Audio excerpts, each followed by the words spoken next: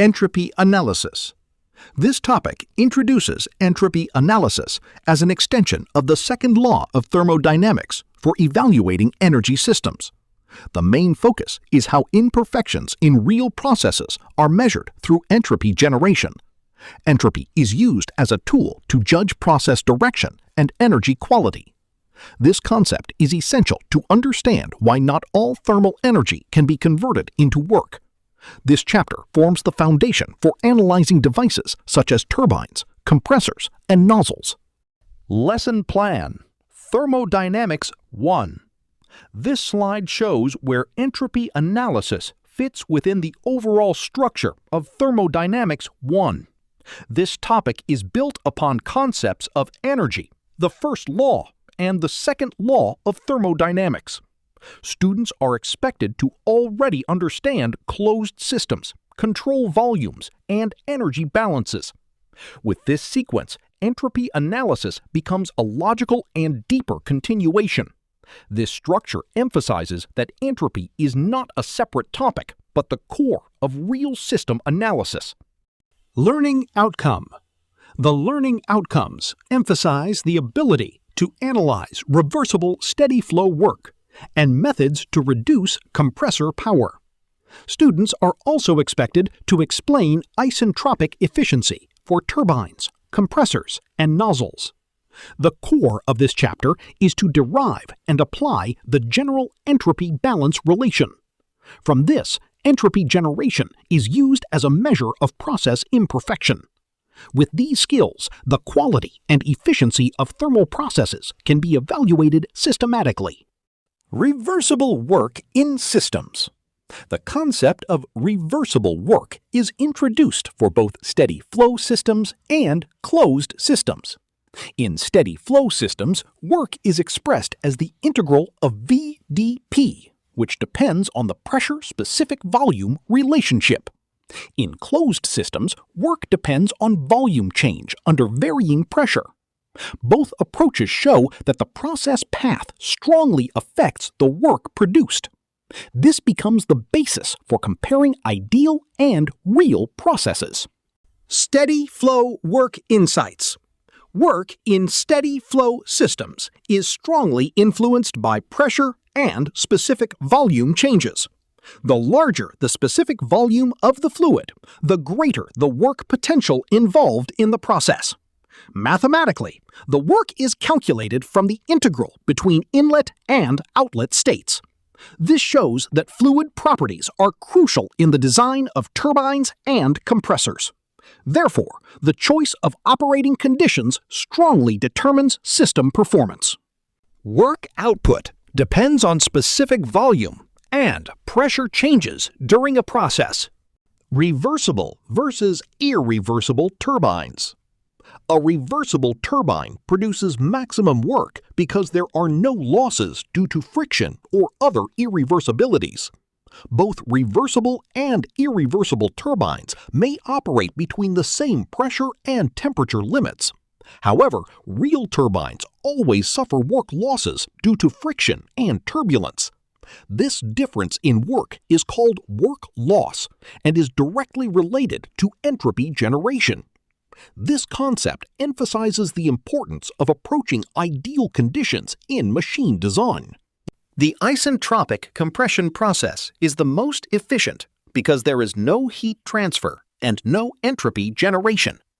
The polytropic process lies between isentropic and isothermal, depending on the amount of heat transfer. The isothermal process maintains constant temperature but requires maximum heat rejection. The shape of the curves on the PV diagram shows the difference in work requirements for each process. This comparison is important for understanding strategies to reduce compressor work. Two-stage compression, intercooling. Intercooling between two compression stages significantly reduces the total required work. By lowering the temperature before the next stage, the specific volume is also reduced, which decreases the work. The PV and TS diagrams show how the process path becomes closer to isothermal. The resulting process usually follows a more favorable polytropic path. This technique is widely used in industrial compression systems for energy efficiency. Isentropic versus actual processes. An isentropic process is an ideal adiabatic process without irreversibilities and provides maximum performance. Real processes always experience friction, unwanted heat transfer, and other imperfections.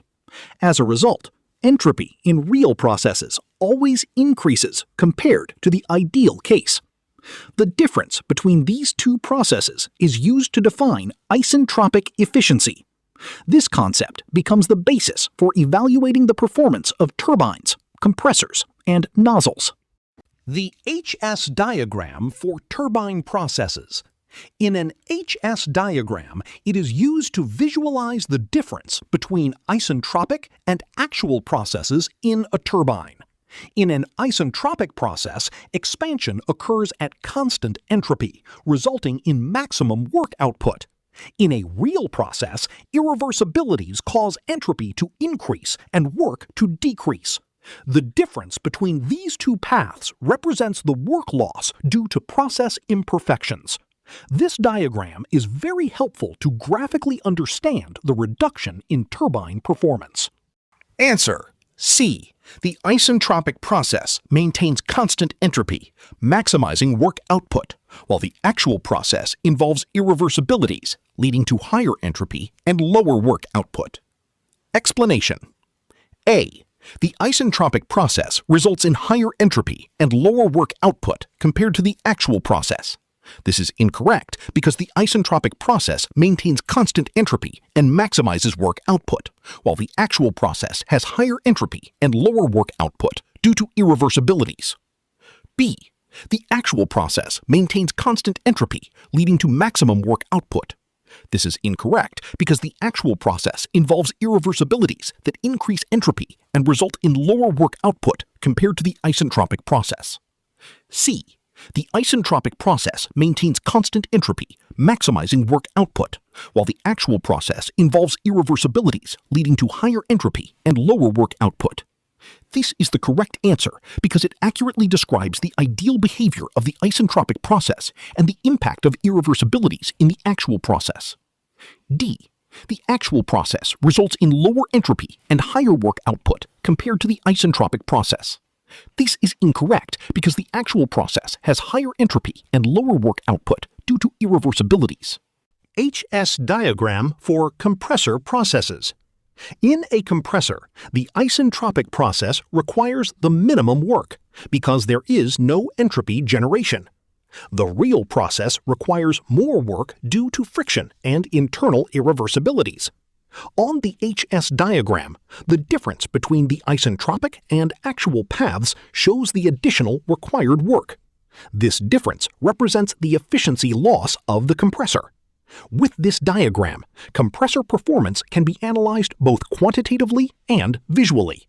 Compressor cooling benefits. Cooling in a compressor reduces the temperature rise during the compression process. With a lower temperature, the specific volume of the fluid is also smaller, which reduces the required work. Cooling water absorbs heat from the compressor to improve overall system efficiency. This process also helps maintain operational stability and prevent thermal damage. Therefore, cooling is an important strategy in compression system design. HS diagram for nozzle processes. In a nozzle, the isentropic process converts enthalpy into kinetic energy with maximum effectiveness, resulting in maximum exit velocity. In the real process, part of the energy is lost due to friction and other irreversibilities. This causes a lower exit velocity and higher entropy. The difference between the two paths on the HS diagram shows this energy loss. This diagram helps in understanding nozzle efficiency conceptually. Nozzle performance comparison. A real nozzle experiences friction, which causes a higher exit temperature and lower velocity. In contrast, an isentropic nozzle produces a lower exit temperature and higher velocity. Heat generated by friction reduces the energy conversion efficiency.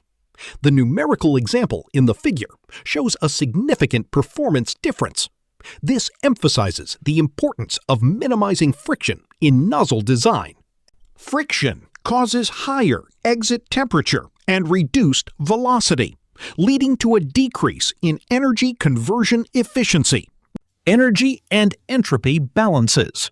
The energy balance states that the change in system energy equals energy input minus energy output. The entropy balance adds one important term, which is entropy generation due to irreversibilities. Entropy generation is always zero or positive, never negative. This is a quantitative statement of the second law of thermodynamics. With these two balances, system performance can be analyzed more completely. Heat and entropy transfer. Every heat transfer is always accompanied by entropy transfer, whose magnitude equals Q divided by the boundary temperature. The higher the boundary temperature, the smaller the entropy transferred for the same amount of heat. This entropy transfer occurs at the interface between the system and the surroundings. This concept shows that temperature strongly affects the quality of thermal energy. Therefore, entropy analysis always involves boundary temperature. Entropy and work transfer. Work crossing the system boundary does not carry entropy. However, friction and work dissipation inside the system generate entropy internally. Mechanical energy that is dissipated is converted into a lower quality form of energy. This process always increases the total entropy of the system. This concept explains why lost work cannot be fully recovered. Mass flow and entropy always carries both energy and entropy. This means that every control volume analysis must consider the entropy contribution of mass flow. It is impossible to have mass transfer without simultaneous entropy transfer. Therefore, energy and entropy balances are always linked in flow systems. This concept forms the basis for analyzing turbines, compressors, and heat exchangers. Entropy transfer mechanisms. Entropy can be transferred through two main mechanisms, which are mass flow and heat transfer. In addition, entropy can also be generated inside the system due to irreversibilities. This entropy generation causes the total entropy of the system and surroundings to always increase. Mathematically, the change in system entropy is the result of these three contributions. This principle is the general statement of the second law of thermodynamics for real systems. Answer B. Entropy enters or exits the system with mass flow across the boundaries and increases due to irreversibilities. Explanation. A. Entropy is generated only through heat transfer across the system boundary. This is incorrect because entropy is not only generated through heat transfer, but also due to irreversibilities, even without heat transfer. B. Entropy enters or exits the system with mass flow across the boundaries and increases due to irreversibilities. This is the correct answer because entropy does enter and exit with mass flow, and it always increases due to irreversibilities, as described in the question. C. Entropy generation only occurs when heat is transferred into the system. This is incorrect because entropy generation can occur due to irreversibilities in the system, not just from heat transfer into the system. D. Entropy remains constant as long as there is no heat flow or mass transfer. This is incorrect because entropy can still increase due to irreversibilities, even without heat or mass transfer. Extended entropy balance. In the extended entropy balance, the immediate surroundings that interact with the system are also taken into account. Entropy generation can occur not only inside the system, but also outside the system, for example, in the separating wall. Heat transfer to the surroundings contributes to the total entropy change. By including the surroundings, the analysis becomes more complete and realistic. This approach is important to understand the actual location of entropy generation. Entropy generation in heat transfer. This figure shows that heat transfer through a wall always involves a finite temperature difference. This temperature difference is what causes entropy generation. If the wall is ignored, the analysis becomes simpler but does not show the location of entropy generation. If the wall is considered, it becomes clear that entropy is generated inside the wall. The more detailed the temperature gradient analysis, the clearer the entropy generation mechanism becomes. Entropy generation in heat transfer, cases A, B, C. Case A shows heat transfer directly from the system to the surroundings without considering the wall. Case B shows that the wall as a heat transfer medium affects the temperature gradient and entropy generation. In this case, entropy is generated inside the wall due to finite temperature differences. Case C analyzes the temperature distribution in more detail in the system, wall, and surroundings. This step-by-step approach helps to understand where and why entropy is generated. Entropy changes in control volume. The change of entropy in a control volume comes from three sources, which are heat transfer, mass flow, and internal entropy generation. Heat entering or leaving carries entropy equal to Q divided by the boundary temperature.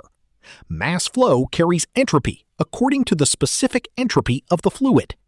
Inside the system, irreversibilities always generate additional entropy. This balance is used to analyze almost all steady flow devices. Entropy in steady flow devices. In adiabatic flow, entropy change is caused only by work and internal entropy generation. If the process is reversible, entropy remains constant from inlet to outlet. If irreversibilities are present, entropy always increases along the flow.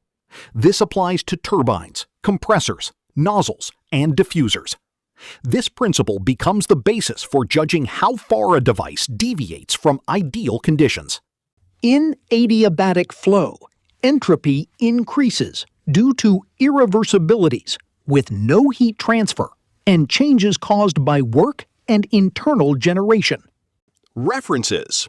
This slide shows that all figures and most concepts are taken from the book Thermodynamics, an Engineering Approach by Chengel, Bowles, and Kanolu. This book is one of the main references in engineering thermodynamics education. Using this reference ensures that the discussion follows well-established international standards. It also makes it easier for students to study the material in more depth independently. With a clear reference, consistency between the lecture and the textbook can be maintained.